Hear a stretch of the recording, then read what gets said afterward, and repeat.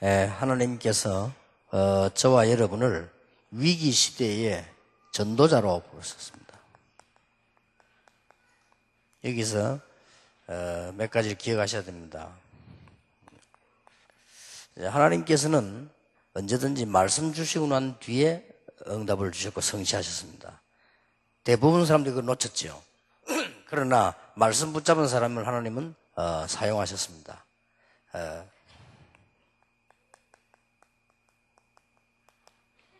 작은 것부터 시작을 해라. 현장부터요. 작은 것부터 시작하시면 나중에는 큰 응답이 되어 옵니다. 작은 것을 찾으면요, 늘 응답을 찾아낼 수 있어요. 우리가 자꾸 큰 거를 자꾸 붙잡으려고 하니까 응답을 못 찾지. 작은 것을 쳐다보고 작은 문제를 쳐다보고 작은 질문 속에서 많은 응답 큰 걸 볼 수 있습니다.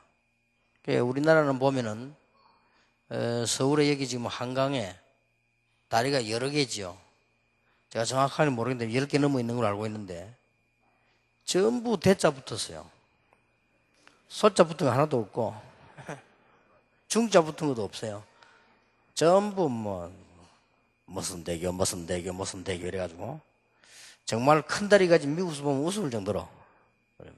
그만큼 우리 한국 사람들이 허풍이 셉니다. 마음이 막 세져가 돼가지고. 하나님은 여러분 전도자를 부르시기 때문에요. 조그마한 헌신 속에서도 이게 큰 열매로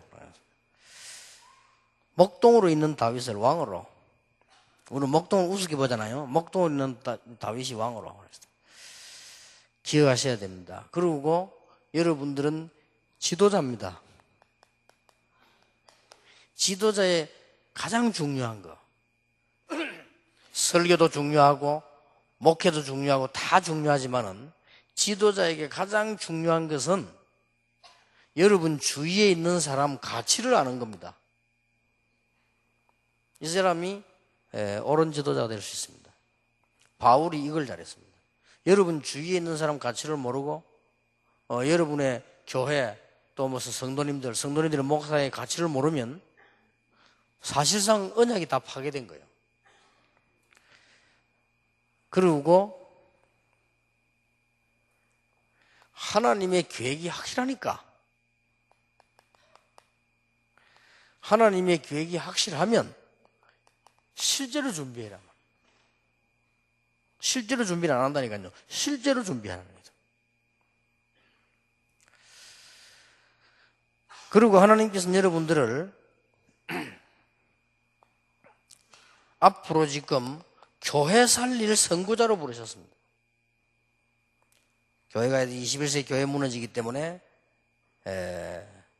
그래서 교회를 지금 이게 위기에서 벗어나게 하는 전도운동하라고 부르신 겁니다.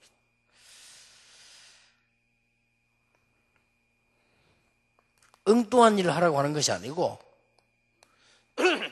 본래 것을 찾도록 만드신 성경에 있는 전략으로요. 그리고는 미래 교회를 준비하라는 겁니다.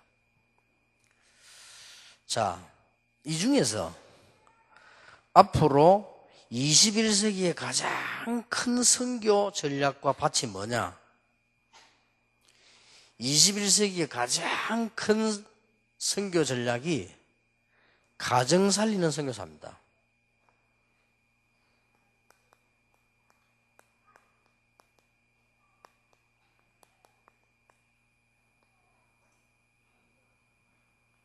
(21세기의) 가장 큰 메시지가 건물도 아닙니다. 21세기 가장 큰 메시지는 경제도 아니고 가정 살릴 선교사입니다. 왜 전도자, 선구자 걸어놓고 여기는 선교사로 붙였냐? 선교사로 붙인 데는 이유가 두 가지가 있습니다. 이게 앞으로 세계 문제가 되기 때문에요. 앞으로 가정 문제는 세계 문제 돼요. 그래서 선교라는 단어를 붙인 것입니다. 그리고 선교는 뭐하고 관계 있는 거 아니까요? 전도하고 선교하고 다른 건 하나밖에 없어요. 뭐가 다릅니까? 이 문화 차이가 다르기 때문에요. 제가 보기에는 나라 간의 문화보다도 어디가 다르냐? 사람 간의 문화가 다르고요. 가정에 가장 큰 문제 오는 게 뭐냐? 문화 차이예요. 이걸로 오는 문제가 크기 때문에 너무너무 자기 가장 선교의 대상이요. 가장 큰 선교의 대상이 아프리카가 아니고 가정이요. 가장 큰 선교 대상이 저 필리핀이나 러시아가 아니고 가정이라니까요. 앞으로 이기 전 다 무너지니까. 그래서 가정 살리는 선교사라고 잡았습니다. 좀 양이 많기 때문에 빨리빨리 간단하게 말씀을 드리겠습니다.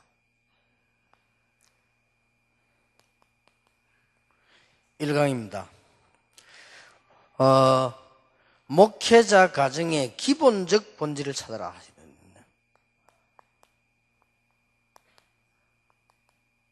이걸 빨리 찾아야 됩니다.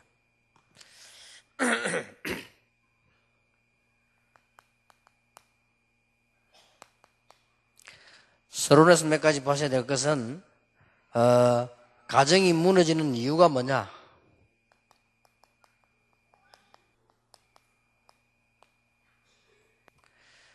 첫째로는 오래된 영적 문제가 있어요. 벌써 결혼하기 전에 가지고 있었던 영적 문제예요. 이런 것들이 맞부딪히니까 무너질 수밖에 없어요. 불신자들은 말할 필요도 없죠.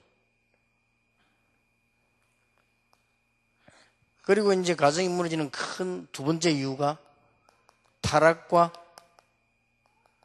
방종. 여기에서 가정들이 다 자꾸 무너지는 거지요.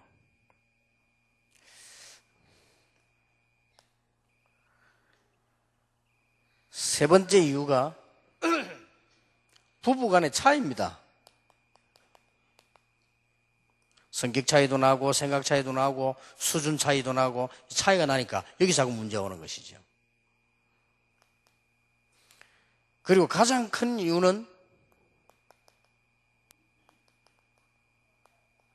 사단의 전략입니다. 처음부터 사단은 가정을 공격했고요. 마지막도 가정을 공격할 것이고 그렇게 해서 렘넌트 무너뜨리는 겁니다. 이거는 지금 앞으로 이제 세계적 추세로 막 일어나요. 우리 한국만 벌써 한 해에 30% 가정이 지금 이혼하고 한국이 지금 큰 문제 생겨났죠. 이런 상황이 되졌습니다.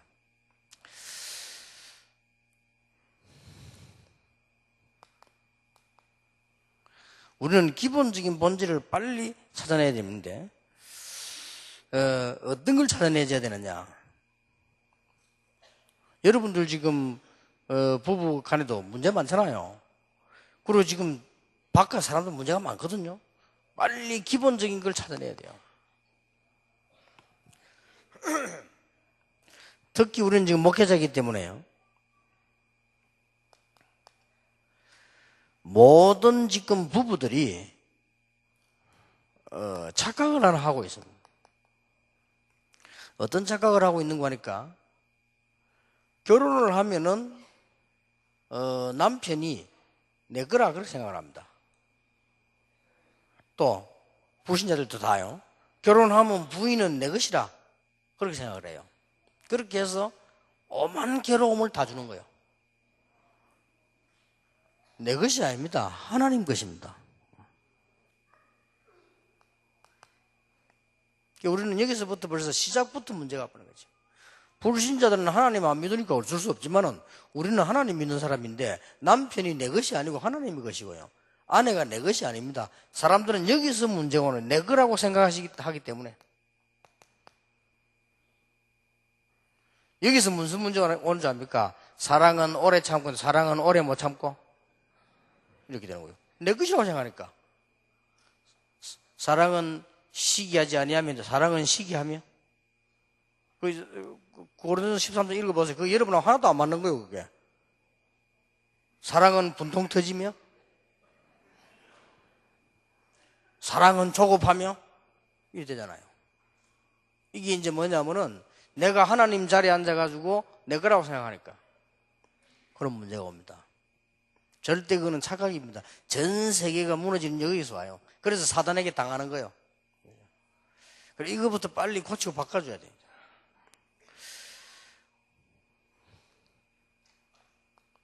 두 번째는요, 목회자 부부의 정체성입니다. 제일 표현 잘 된 데가 신명기 21장 5절입니다.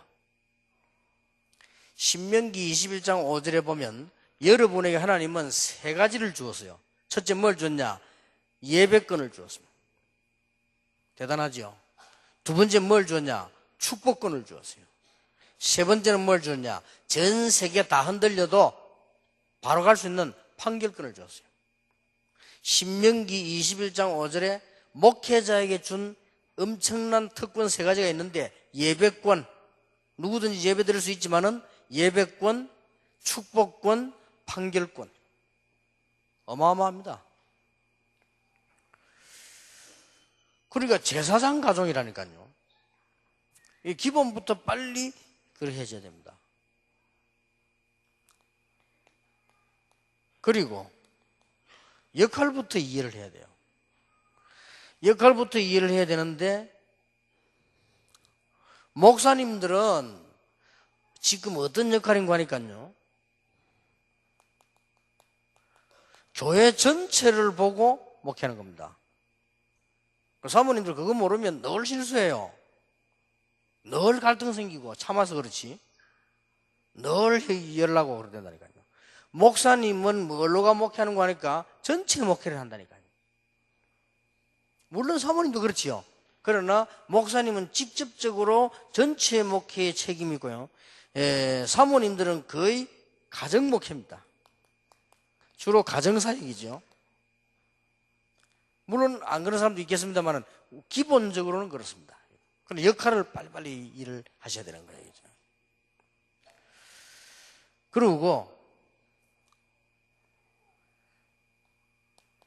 네 번째로 생각해야 될 것은 목사님 부부와 목사님 가정은 바로 메시지요. 목사님 가정의 과거, 현재, 미래가 전부 메시지란 말이에요. 여러분, 이게 심각하게 되는 겁니다. 이게 메시지이기 때문에. 그래서 우리가 어떻게 가야 되냐는 것은 두말할 필요 없습니다. 하나님의 말씀을 설명하는 것도 메시지지만은 우리 사람이 메시지요. 그런 가운데 목사님 부부는 교회 전체의 메시지라. 그러니 두말할 필요가 없죠. 그래서 이런 기본적인 것들을 빨리빨리 이해해야 됩니다. 여러분들 지금 이제 세계복음화해야 되기 때문에 앞으로 이 사단이 가정을 공격해 온단 말이에요. 가정을 공격해 오기 때문에 빨리 뭘 찾아야 되냐? 기본적인 걸 찾아내야 돼요. 이걸 못 찾아내면 당하지요. 그래서 여러분들이 지금 한 시대의 전도자로 지금 교회 살릴 선구자로 부르는데 그보다 더 중요한 게 뭐냐? 이것만큼 중요한 게 가장 중요한 방법이 가정 살리는 선교사를 부르셨다. 그래서 기본적인 걸 빨리 찾아내야 됩니다. 그래서 혹시 여러분 갈등 있는 분들은 오늘 좀 이 메시지를 보면서요, 전부를 좀 찾아내야 됩니다. 자꾸 불신자하고 똑같은 생각가 있단 말이에요. 목사님을 내 건 줄 압니다. 그러면 그거는 하나님과 가장 큰 죄가 돼요. 목사님은 내 게 아니에요. 하나님의 종이라. 이게 목회자 부부라니까요. 그리고 사모님도 내 마음대로 내 것이 아닙니다. 하나님이 교회의 어머니로 세운 하나님의 사람이란 말이에요. 그렇잖아요. 그리고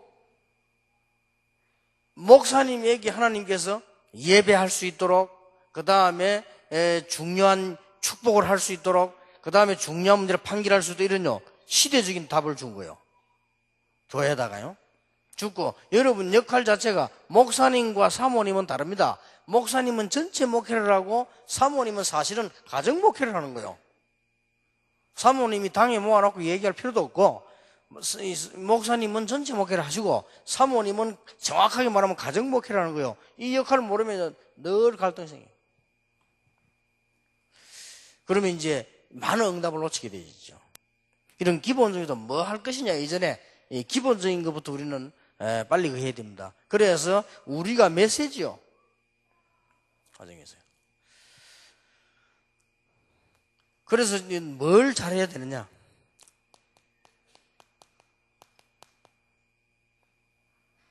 늘 새로워져야 됩니다. 변질되는 것이 아니고 새로워져야 되는 것입니다. 변하는 목사, 변하는 사모가 아니고 새로워지는 목사, 새로워지는 사모 되어야 됩니다. 이게 시간표 따라서 늘 그게 되지도. 도대체 이게 무슨 말이냐? 저하고 친한 목사님인데 과거에 친했죠. 어릴 때 만났는데요. 이 사람은 부산서 이제 자랐고 부인은 저 시골에 이제 올라온 처녀하고 이제 결혼을 한 거예요. 결혼했는데 이제 뭐 신학 공부를 하니까 사모가 되는 거죠. 이렇게 해서 이분이 뭐 실력도 있고 뭐 설교도 잘하고 이렇게 해서 이제는 교회가 커졌어요. 교회가 커지고 노회장도 하고 이렇게 이 사람이 굉장히 사역도 하고 이렇게 됐단 말이에요. 교회가 커지니까 어떻게 됩니까? 교회가 커지니까 뭐 자연적으로 목사님 생활 수준도 올라가죠. 사례도 좀 많이 받고 아무래도 좀 조그마한 교회는 다를 거 아니에요. 이렇게 쉽게 말하면 이 성장된 큰 목사가 된 거예요. 근데 이게 부부간에 문제가 와가지고요. 이 교회 안에 문제가 터진 거예요.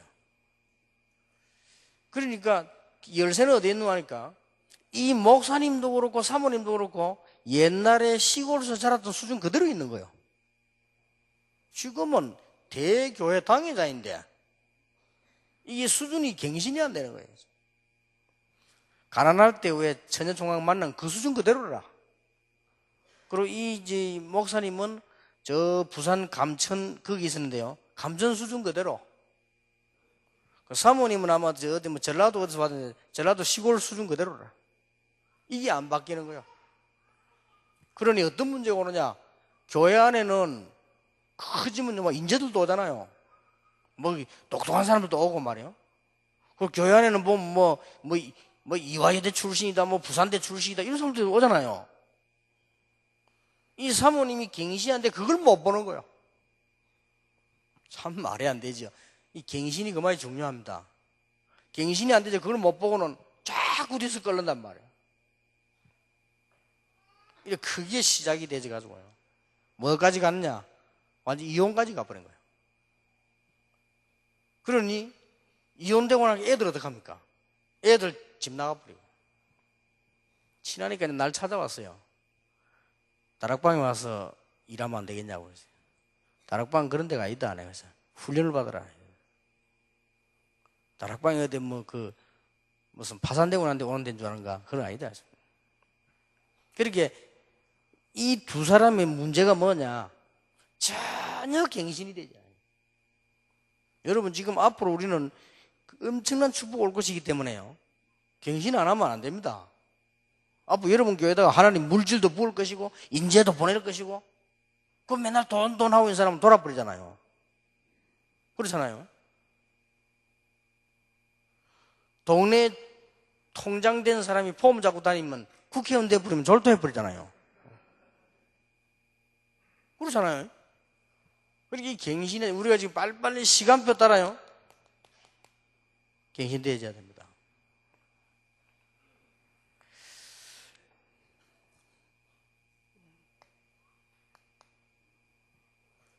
한 7가지 기본들을 우리는 빨리 바꿔줘야 되는데 여러분에게 오는 생활고가 많을 겁니다.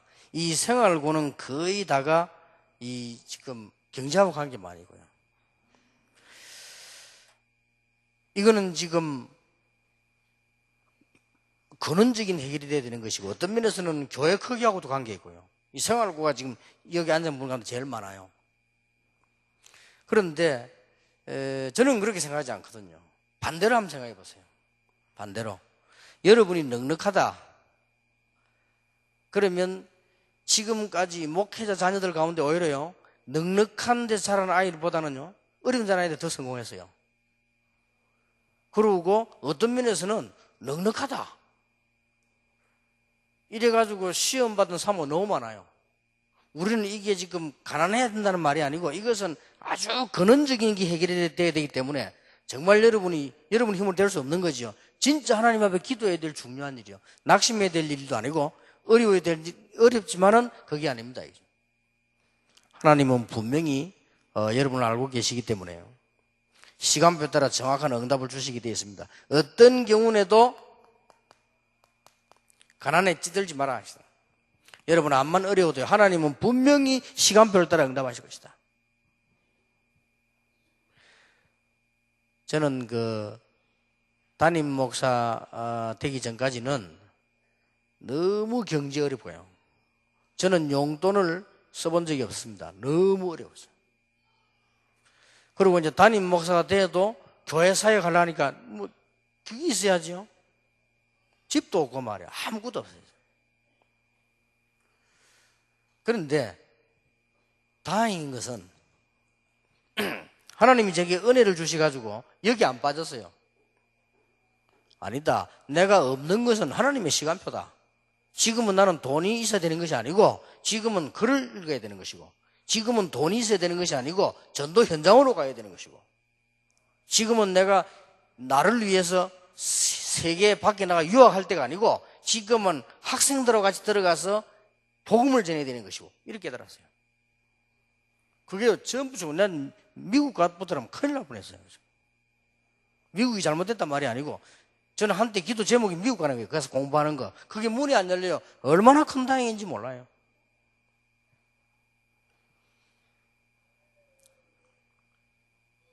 목사님 딸 한 명이 목사님이 너무 시골에서 가난한데 이 목사님이 중심이 뭐냐? 가난하지 않다. 나는 시골에 있는 것이 하나님 뜻이다. 만약에 내가 시골에 있지 않고 도시로 나가버리면 시골에 이 사람들 어떻게 하느냐? 진짜로 밖에서요 초층이 둘한데도 나는 그러면 이 사람들 버리고 가면 되느냐? 너무 가난하고 그런데 딸이 보니까 답답하거든요. 기도를 시작한 거예요. 하나님, 우리 아버지가 목사인데 너무너무 시골에서 어려움 당하고 있으니까 내가 성공해서 아버지를 도우게 해달라고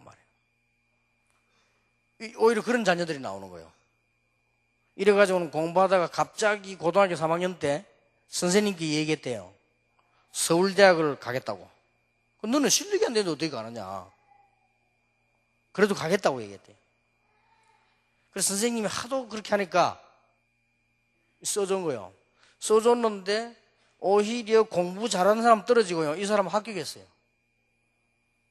서울대학을 합격해가지고는 법대에 들어가서 공부를 하는데 시집도 가지 않고 이제 막 공부를 막 한단 말이에요.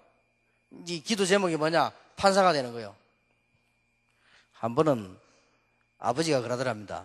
야, 네 나이가 자꾸 들고 사법고시 어려운데 지금 몇 번 떨어졌으니까 이제는 막 시집을 가는 게 어떻겠냐. 그래서 하나님께 그렇게 기도합니다. 하나님, 내가 정말 이번에 시험 치보고 떨어지면 뭐 시집을 가든지 어디 가든지 하겠습니다. 나는 내가 성공하려고 하는 것이 아니고 목회자 자녀로서 우리 아버지가 선교할 수 있도록 도울 수 있는 자녀가 되고 싶고 교인들에게 복음 전할 수 있는 자녀가 되고 싶다. 그렇게 기도해가지고 판사 됐어요. 판사도 하고 좋아. 여러분 잘 알 겁니다. 황산성 변호사 목사 딸입니다. 시골 가서 우리가 어렵다고 해서 다 어려운 거 아닙니다. 그런데 이분들이요 가난에 빠지질 않았어요. 하나님은 여러분을 시대적인 전도자를 부르셨기 때문에 여러분의 어려운 상황을 다 분명히 알고 계시고 분명하니까요 책임지실 것입니다. 7번째 겁니다.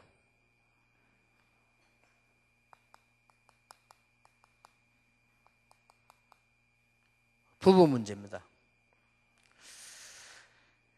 여러분의 문제들이 이 작은 문제가 아니잖아요. 이게 벌써 여기서부터 온 것이기 때문에.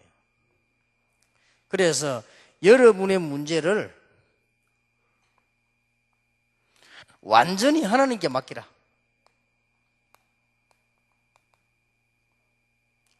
가장 빠른 길은 정말로 남편이 하나님 앞에 서고, 정말로 목사님이 하나님 앞에 서고, 정말로 사모님이 하나님 앞에 서버리면 간단히 해결됩니다. 하나님이 원하시는 그겁니다.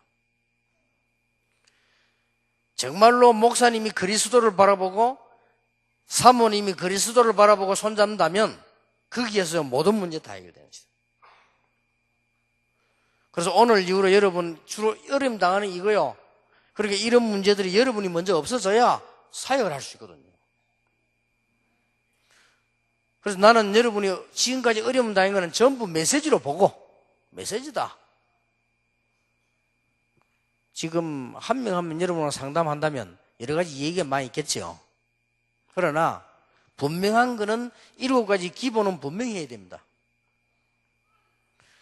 그리고 이게 부부 문제는 정말로 하나님께 맡기고 하나님을 바라보고요, 정말 그리스도 바라볼 때 그때라야 해결되기 시작합니다. 그 이전에는 어떤 경우도 해결 안 됩니다. 사람 앞에 아무리 말해도 해결 안 됩니다. 아무리 여러분이 애통하고 해결이 안 돼요. 이번에는 사진을 굉장히 편하게 찍었는데, 문 교수 오면 사진 얼마나 우리 힘들지 몰라요. 유 목사님 쳐다보세요 하고 막 이러고 많은 사람 사진 찍는데 한 군데를 쳐다봐야 돼요. 어디를 쳐다봐야 되는 거니까요, 카메라를 딱 쳐다봐야 돼요. 카메라를 안 쳐다보면 어떤 사진 나오느냐, 이상하게 나와버립니다. 만약에 여러분 그냥 있는 걸 탁 찍으면 이게 지금 데모를 하는 건지 웅성거리는 건지 나가는 건지 들어오는 건지 모릅니다. 카메라를 쳐다보고 사진 찍어야 전체 조화가 딱 되는 거예요. 우리 부부가 누구를 바라봐야 되느냐, 정말로 하나님을 바라봐야 돼요. 진짜 그리스도를 바라보면 그때부터 해결되기 시작하는 겁니다. 여러분의 개척교회라든지 미자립교회가 생활하기 어렵겠습니다만은 여러분이 가난에 빠지지 말고 언약 붙잡고 있으면 그것이 전부 응답으로 돌아오게 될 것입니다. 전부 축복으로. 제가 개척을 시작할 때 전에 얘기 안 했습니까? 얼마나 가난한 교회를 갔든지, 그 임마누엘 교회, 동삼제일교회가 얼마나 가난했든지 헌금도 조금밖에 안 나오고요. 교인도 뭐 있어봐서 절반은 할머니고.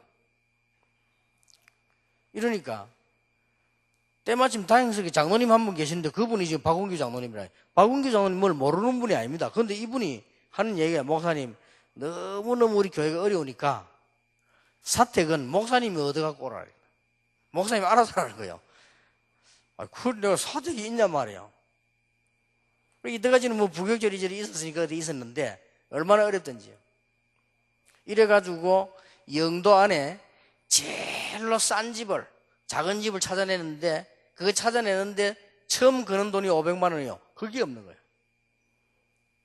그래서 내가 500만 원을 빌리려고 빌릴 데가 없어요.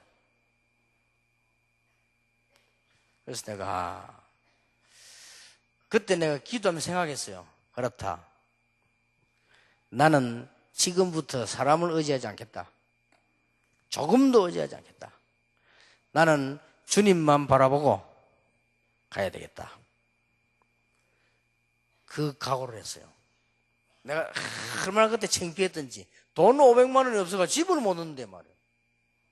평소 때 내가 친하다고 생각하는 사람 찾아가 연락이 안 돼요. 그래서 그렇구나. 그래서 나는 큰 걸 배웠어요. 나는 가난 들어닥쳐 어려움 당하면서 굉장히 큰 걸 배웠어요. 나는 지금부터 완전히 하나님만 바라보고 간다. 어떤 경우도 사람을 의지하지 않는다. 나는 주의 종이다. 사람의 종이 아니고 하나님의 종이다. 그때부터 지금까지 그 고백만 했는데 하나님은 지금까지 얼마나 많은 응답 본지 몰라요. 사실은 저는 경제 축복 굉장히 많이 받았습니다. 여러분들에게 또 우리 어른들 보고 말씀했습니다만은, 만약 제가 조영기 목사처럼 훈련을 우리 교회 중심을 한다면 얼마나 큰 돈이 되겠어요. 솔직히. 우리가 지금 훈련하는 걸 전부 전체가 지금 같이 안 갑니까? 이게 합치면 어마어마합니다. 그래서 가난해도 걱정하지 마시고 하나님은 분명히 알고 계십니다. 그래서 빨리 기본적인 갖추고 이제 이번에 이 세계를 붙잡아야 됩니다. 하나님이 나를 이 시대에 위기 만난 시대에 전도자로 부르셨고, 교회 무너지는 시대에 교회 살릴 사람으로 부르셨고, 가정 무너지는 시대에 가정 살리는 선교사로 부르셨다. 이렇게 진짜로 붙잡으면 됩니다. 그래, 가짜로 붙잡지 말고 진짜로 붙잡으래.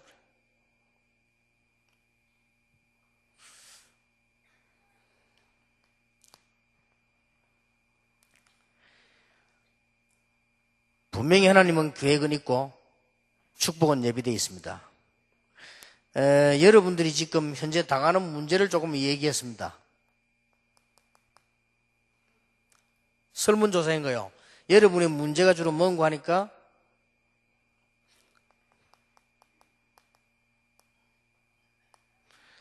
교회 문제, 부흥이 잘 안 된다, 이런 고민을 했고요.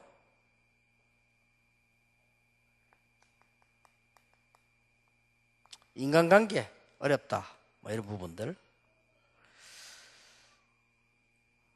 그 다음에 사역자 문제. 주로 이런 얘기들을, 교회 문제를 얘기했어요. 그리고 교인들도 그렇고 복음 누린다고 하면서 너무 막 말도 안 듣고 방종하는 이런 부분들, 누림에 대해서 뭐 그럴 겁니다. 어떤 집사님 누린다면서 마음대로 돌아다니는데 뭐 그런 사람도 있어요.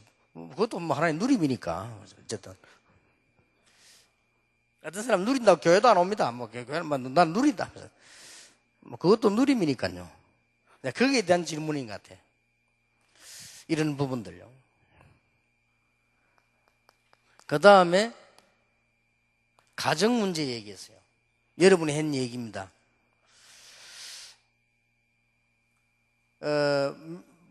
프로테이지는 얘기할 수 없고요. 제일 먼저 뭐 얘기했냐? 부부 문제 얘기했습니다. 제일로 많다. 뭐가 많이 나왔냐? 너무 이게 율법적이고 무시하고 막 이런 부분들, 그런 얘기들요. 그 다음에 사역에 대한 갈등 너무 많다. 그리고 특히 경제, 이렇게 얘기 나왔고요. 또 한쪽이 너무 복음을 이해 못한다는 거예요. 사모님이 복음 이해되면 목사님이 이해 못하고, 목사님이면 사모님한테 이렇게 해서 너무 어렵다. 어렵겠죠. 가정에서 복음 누리지 못하고 사소한 거 가지고 시험 든다, 뭐 그런 겁니다. 이런 문제들 있음을 얘기했고요.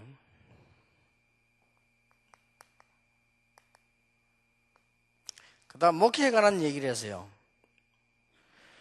어떻게 역할을 해야 되고, 내가 어떻게 양육을 해야 되고, 교인들은 어떻게 지도를 해야 되고, 뭐 이런 문제들이 나왔습니다. 쉽게 말하면 주로 능력 문제들이 나왔습니다. 제가 볼 때는 뭐 이런 여러분들 질문하신 그 부분에 복음이라기보다는 쉽게 말하면 이게 지금 없단 말이에요. 힘이 없는 거예요. 그래서 누가 그런 말 안 했습니까? 전략보다는 맨파워다. 사람이 힘이 있어야 되는 거니까. 쉽게 말하면 여러분 힘이 없으니 잘 안 되진단 말이에요. 이런 질문들을 상당히 많이 했어요. 여러분 설문조사에서요. 하나님께서 중요한 시간표를 두고 여러분들 이번에 시대 살릴 전도자로, 교회 살릴 선구자로, 가정 살릴 선교사로 언약 붙잡을 때 하나님은 그때부터 힘을 주실 것으로 저는 확신합니다. 진짜로 이번에 언약 딱 잡으시고, 그러면 하나님은 분명히 힘을 주실 것입니다. 간단하게 말씀드리겠습니다. 2강입니다. 가정 목회를 시작해라.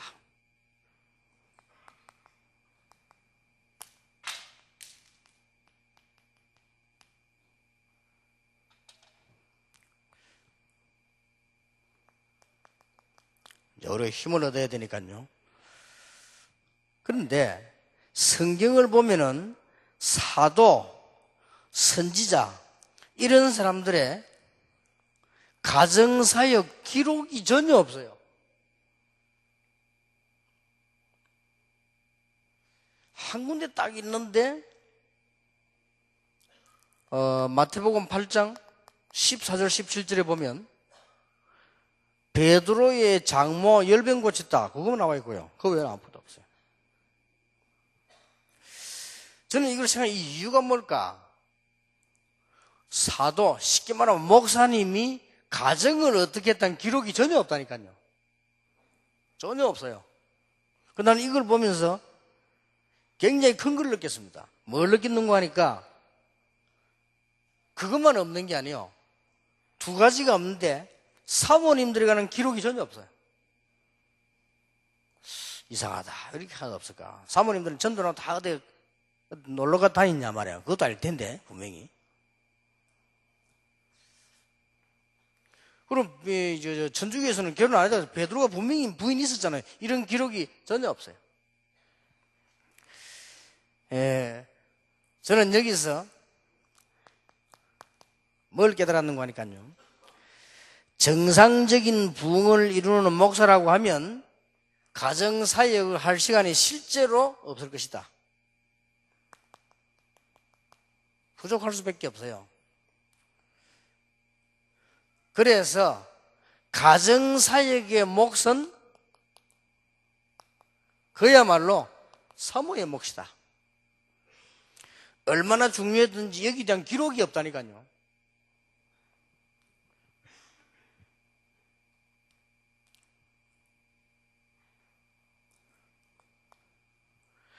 왜냐하면은 렘넌트인 자녀를 위해서, 여러분 정상적인 목사라고 하면은, 정상적으로 부흥시키는 목사라고 하면 가정의 아이들 신경 쓸 수가 없잖아요. 솔직히 쓸 수 없습니다. 해봤자 껍데기죠. 대충 어떻게 뭐 하는가, 학교 가는가, 어느 대학 가는가, 등록금 얼마 들어가는 이거지 실제로는 같이 못한다니까요. 그래서 사모님들이 가정사역을 시작해야 되는데 자녀를 위해서, 그리고 목회자인 남편을 위해서, 그리고 자신을 위해서요. 자, 오늘 서론에서 생각해야 될 부분입니다. 사단은 분명히 존재하고 있죠. 사단은 지금도 분명히 건재하고 있습니다. 만약에 사단이 활동을 안 하면 괜찮은데 사단이 활동을 한다면 어디를 공격하겠냐? 그래서요, 가정을 공격하겠죠. 주로 어느 가정을 공격하겠냐? 전도할 수 있는 목회자의 가정을 공격하겠죠. 그 중에 누구를 공격하겠냐? 약한 사람을 공격하겠죠. 이런 문제가 나옵니다. 이 말을 뒤집으면 하나님이 누구를 가장 축복하시겠냐? 하나님이 누구를 가장 소중하게 보시겠냐? 복음 전하기 위해서 준비된 가정, 그 중에 목회자 가정 귀중하게 보실 것이다. 그렇다면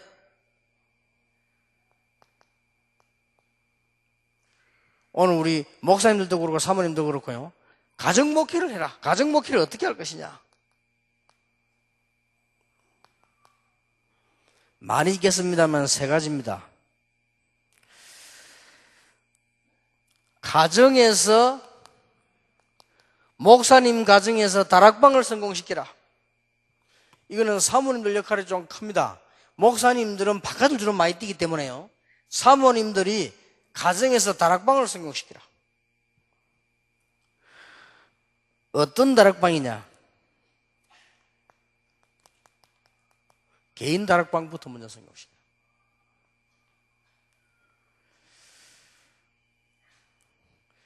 그리고 렘넌트 큐는 13기 때문에, 그러고 난 뒤에 가족 다락방을 성공시키라.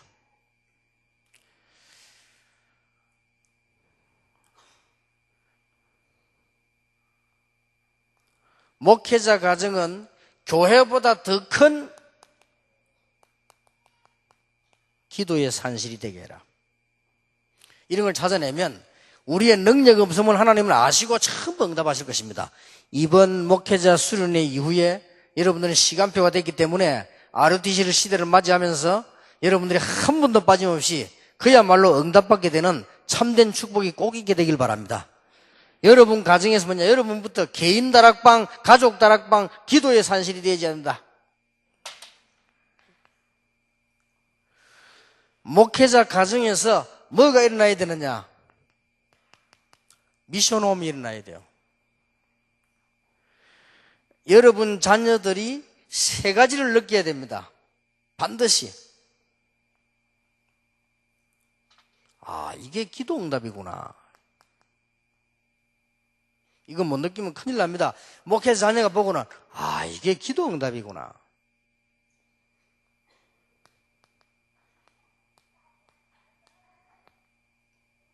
아, 이게 말씀 성취구나. 세 가지는 꼭 보고 나가야 됩니다.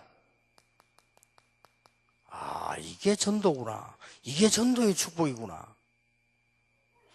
이걸 느끼면 여러분 집은 그야말로 미션홈이 된 겁니다.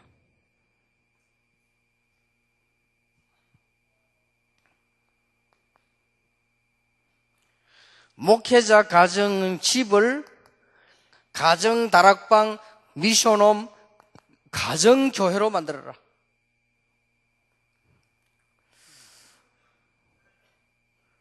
다른 거 다 볼거요. 가족들이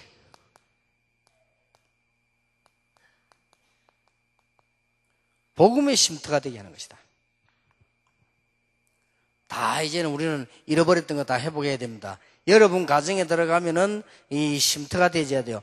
조금 더 필요하다면 목사님 개인적으로 안식처가 되고요, 사모님 개인적으로 안식처가 되고. 저는 그렇게 생각합니다. 앞으로 좀 장로님들한테 얘기하려고요. 목사님이 집에 들어가시면 일반 사람들하고 다릅니다. 일반 사람들이 일 마치고 집에 왔지만은요, 목사님들이 일 마치고 집에 새로 시작해야 되잖아요. 좀 목사님 나름대로의 깊이 묵상하고 기도하고 뭐 이런 게 준비되어야 됩니다. 그런 휴식지가 되어야 돼요. 그게 안 되지면 곤란하죠. 그리고 나는 앞으로 각 교회 장로님들 부탁하고 싶은 거는요, 교회 가면은 당회장실, 당회원실만 넣지 말고 사무실도 만들어라. 사무실도 만들어, 사무도 가방 갖다 놓고 거기서 커피도 마시고 이렇게 해야지. 근데요, 아멘 소리가 안 나오네. 필요합니다. 이게 무슨 말인가 하니까, 사람 따라 다 다르겠습니다만은, 이 목사님들이 이 설교를 준비를 하고 설교를 늘 안 합니까? 사모님을 비롯해서 사람 왔다 갔다 하는 이게 굉장히 거슬립니다, 그게. 설교 준비 안 된다는 게 엄청 거슬려요. 준비된다는 게 괜찮은데. 그렇잖아요. 사모님들은 모르고, 그러고 이제 사람들이 장로님이 또 상담하러 들어왔다가 사모님 또 계시면 자기 할 말을 안 합니다. 그렇다고 해서 사모님 나가라 이럴 수도 없고요. 모두 갈 때가 있어야지. 그래서 내가 볼 때는, 사모님들이 혼자 교회 오면 들어가 쉴 수 있는 사무실이 있어야 될 거 아니냐. 당회장실만 있어야 되는 게 아니고. 그럼 목사님들이 집에 가면요, 설교 준비가 될 수 있어야 돼요. 그리고 그게 교회입니다. 집이 가정교회 되어야 돼요. 이런 부분 안 되지만 힘을 얻지 못하고 세계 정보를 사실은 못하는 거죠. 그래서 물론 먼저 개척 시작하는데 이런저런 어려움이 많이 있는데 되겠냐 하지만은 결국은 그렇게 되어야 됩니다. 목사님 집이 다락방이 되어야 되고요, 목사님 집이 미션홈이 되어야 되고요, 최고의 기도 산실이 되어야 되는데, 목사님 집이 가정교회가 되어야 된다. 복음의 쉼터가 되어야 되는 것이다. 이거 안 되지만 지금 현재 우리가 목회자 자녀 수련회를 시작했잖아요. 그거 너무 잘 안 했으면 큰일 날 뻔했어요. 아이들이, 목회자 자녀들이 얼마나 많은 상처를 받았는지 몰라요. 그럼 너무 어려워요. 아무것도 혜택 받는 거 되는 게 없어요. 이렇단 말이에요. 그래서 이런 부분들을 우리는 생각해야 됩니다.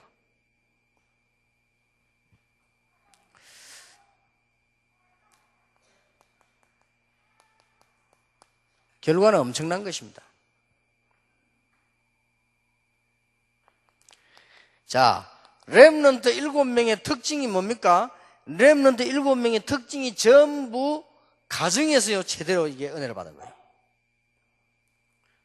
렘넌트 7명 특징이 전부 가정에서 다락방이 되어지고 미션홈이 되어지고 교회가 되어졌다.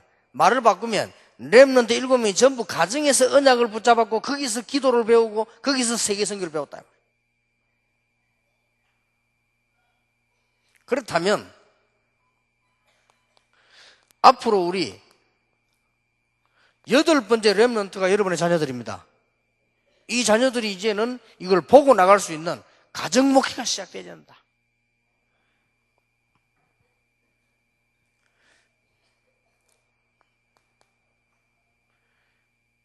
어느 정도 우리는 각오해야 되느냐? 초대교회나 신앙생활 할 때 보면 교회사 보면 중요한 분들이요 거의 순교했잖아요.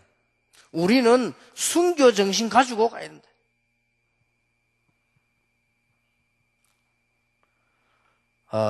주기철 목사님 글을 여러분 잘 아시지 않습니까? 주기철 목사님이 어려움이 왔을 때, 다 항복했을 때, 국가도 항복하고 다 항복했을 때 주기철 목사님은 목사입니다. 신앙 양심 가지고 우상 숭배할 수 없다. 그런데 그 부인이 대단해요. 사모님이 말이요. 주기철 목사님이 한 번 죽지 두 번 죽겠냐? 일사 가고. 나는 사모님이 면회 와서 하는 그 내용 보세요. 뭐라고 얘기하느냐? 목사님, 우리는 전혀 이상 없으니 걱정하지 마시고 어떤 경우도 지지 말아요. 우리는 전혀 걱정하지 마시고 어떤 경우도 지지 말고 승리하라는 거예요. 저런 사람들이 있었기 때문에 지금 한국 교회는 살아난 거예요. 손양원 목사님 감옥소 가고 손양원 목사님은 감옥소로 보낸 목사들이 너무 어렵게 된 손양원 목사 찾아와가지고는 이 얘기도 하고 설득도 하고요. 이거는 신사참배, 이거는 죄가 아니다. 이거는 국가에서, 우리 종에서 결의한 거다. 막 이렇게 안 했습니까? 얼마만큼 어려워졌는 거니까 기록에 보면요. 손양원 목사 사모님이 변장을 해가지고, 이제 얼굴 아니까 변장을 해가지고 다른 동네 밥을 얻어가 와서요. 아이들 먹이다. 이 정도까지 갔거든요. 그런 어려움이 있는데 아는 목사님 찾아와가지고는 이 돈 봉투를 이렇게 주잖아요. 이거 가지고 아이들 밥도 먹이고 이렇게 하라고. 그 사모님이 변장을 해가지고 밥을 얻어먹은 사람인데요. 얼마만 강했냐. 그 돈을 가지고요. 그 목사 뺨을 때린 거예요. 가지고 가라고 했어요. 우리는 이런 돈을 먹지 않는다. 그리고 이 목사님 막 미안해 주스 주고 주스가 갔잖아요. 여기에. 그래 그거 보면서 저런 분들이 있었구나. 저런 분들이 있으니까 우리 한국이 세계 복음하는 이런 중요한 역할을 하게 됐구나. 저런 분들이 있으니까 우리가 이제 복음을 받고 지금 세계 복음하는 자리에 서 있구나 말이에요. 결과는 어마어마합니다. 여러분이 지금 조금 고생하는 것이 결과는 얼마나 크냐? 분명히 이런 결과 나와요. 여러분이 시골에서나 개척해서 고생하는 분도 하나님 보시면 똑같아요. 결과는 어마어마하게 나와요. 근데 참 이상하더라고요. 우리 다락방에도 보면요. 다 그런 건 아니지만은 거의 100% 너무 안 되고 어려움 당하는 목사님들 많아요. 그래서 왜 저럴까 말이야. 너무 어렵고 안 되는 목사 많은데 제가 생각을 바꿨어요. 거기 자녀들은 너무 뛰어난 거죠. 완전 복음이요. 그래서 이야, 우리 애들보다 신앙이 영 낮구나 싶더라고요. 진짜 놀랄 정도 이상하게요. 여러분 한번 확인해 보세요. 교회가 목사님이 막 어려움 당하고 교회가 안 되는 건데도요. 그 아이들은 우리 다락방에 완전 엘리트예요. 그래서 이야, 진짜 하나님께서는 진짜 제대로 갚아주시는구나.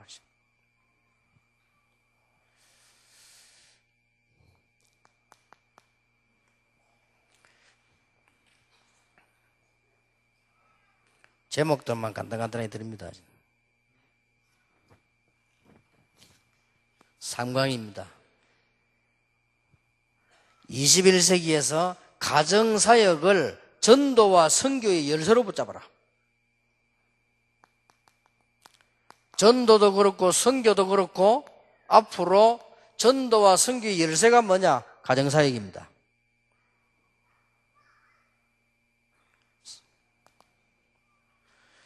웬고하니까 왜 가정사역을 전도 선교 목표로 삼아야 되느냐? 지금 성도들은 거의 대부분 어려움 중에 있습니다.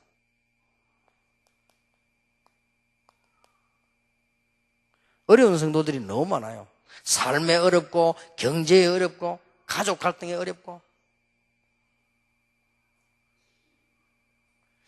그래서 이 사람들이 교회 나오는 거 보면 참 신기하죠. 그 월급 받아가지고요 막 쪼개가지고 모으고 집 사야 되고 막 이거 너무 어렵습니다. 성도님들이. 그리고 조금 큰 교회라든지 좀 이런 분들은 생각해야 될 것이요, 지금 이제 성도님들 가운데서 200만 원, 150만 원 이거 월급 받아가지고 그거 아이들 교육시키고 다 하고 헌금하고 이런 분들 너무 많아요. 근데 볼 때 진짜 미안하다 할 정도로. 그래서 이게 참 사모님도 그 생각해야 됩니다. 교인들 가운데 너무 어려운 사람 많아요. 왜 전도와 선교의 열쇠를 가정사역으로 붙잡아야 되느냐? 앞으로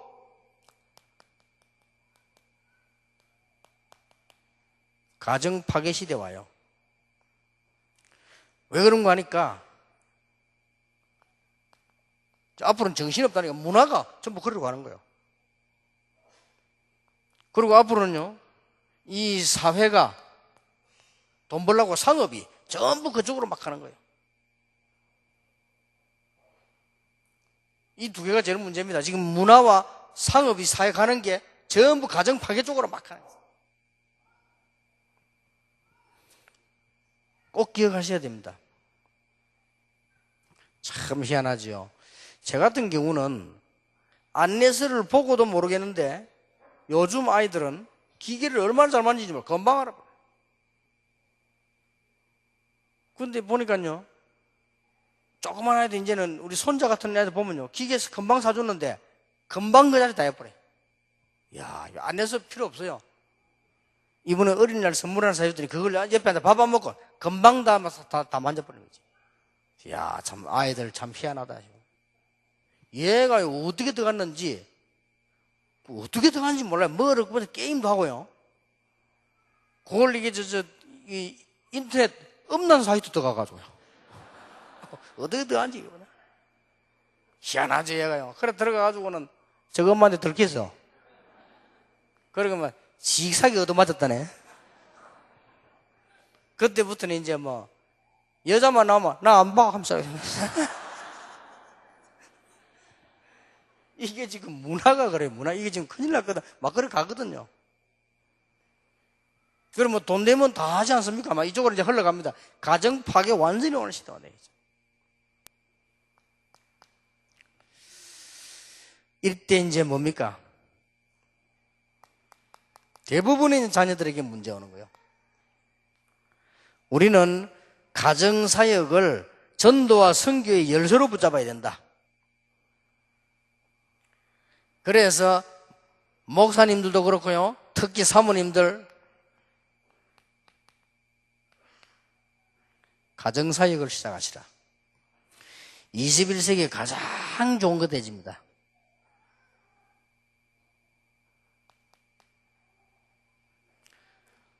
올바르게 상담만 해줘도 굉장한 사역이 돼요. 가정에 대해서요. 여기 우리 윤성주 목사님 또 홍명희 사모님 이런 분들이 상담만 안 가르칩니까? 이 홍명희 사모님은 상담을 조금 학문적으로, 또 우리 윤성주 목사님은 조금 실제적으로 성경으로 이렇게 가르치지 않습니까? 여러분들 그 교육 받아가지고요, 상담만 제대로 해도 가정사역적으로 상담을 거의 틀리게 해요. 상담만 조금만 이게 사실적으로 해줘도 돼요. 상담을 조금만 복음적으로 해줘도 돼요. 살아납니다. 상담을 통해서 하나님의 계획을 조금만 발견해도 대역사는 나요. 근데 거의 상담을 틀리게 잘 못하잖아요.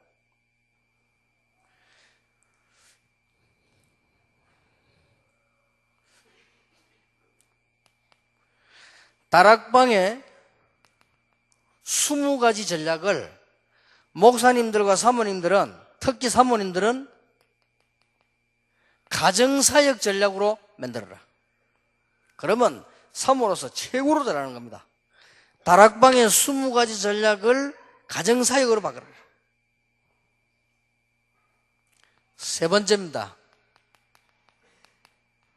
전도 캠프를, 문 열린 대로 하겠습니다만은 전도 캠프를 가정사역 중심으로 해라.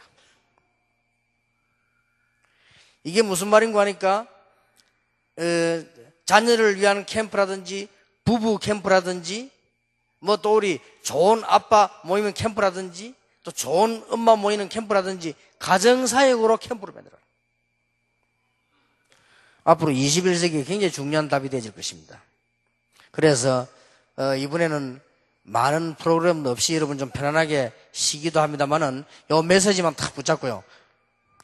하나님이 원하시는 건 확실하기 때문에. 자, 가정사역의 성공이 21세기뿐만 아닙니다. 성경 전체 흐름이 그렇습니다. 성경 전체 흐름이 뭘 중요시했냐? 가정사역을 중요시했다.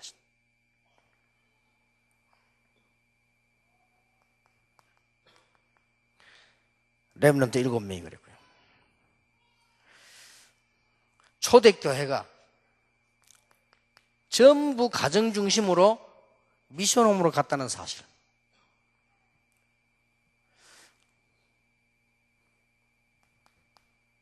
그 대표적인 예로 사도행전 18장 1절에서 4절 보면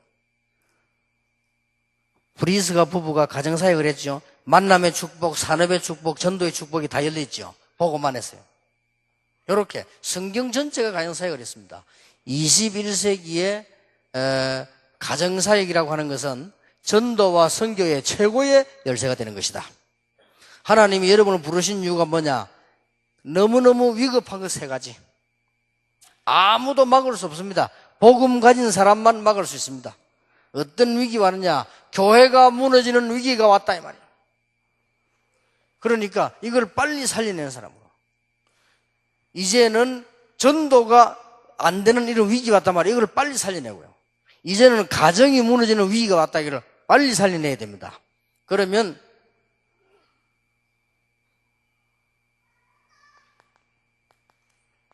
이렇게 몇 개 결론이 나오죠. 여러분의 최고 고민거리가 아무래도 교회인데 이런 답이 나와집니다.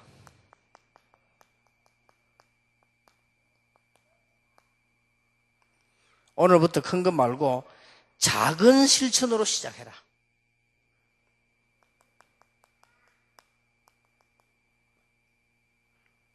학생 몇 명을 어떤 분이 가르쳤는데 정확한 복음을 전해줬어요. 나중에 세월이 많이 지나가지고 그 학생이 대통령이 됐어요. 대통령이 돼가지고는 이 선생님을 찾아서 인사하는 내용이 나와요. 그 후보 대통령 아닙니까? 작은 실천으로 시작을 해라. 꼭 기억해야 됩니다. 이번 메시지를 정리하자면요.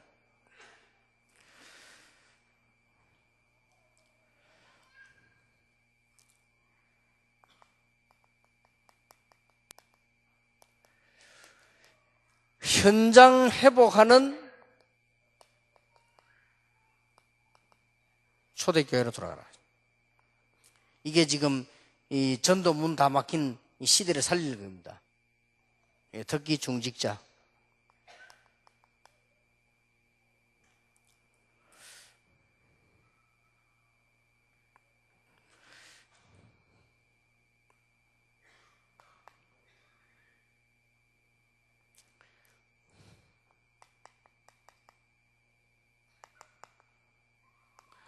가정사역이 21세기 최고 사역이다.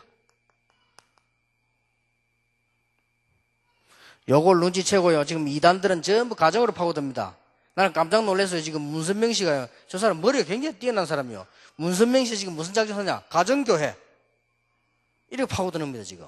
지금 거의 이 이단들은 이상한 종파들이 가정을 파고듭니다. 가정 사역은 21세기 최고의 사역이단 말이에요. 그래서 여러분들이 이제는 가정의 문제를 어떻게 해결하느냐? 정말로 그리스도를 바라보라. 가정 문제를 어떻게 해결하느냐? 가정을 기도의 산실로 만들어라.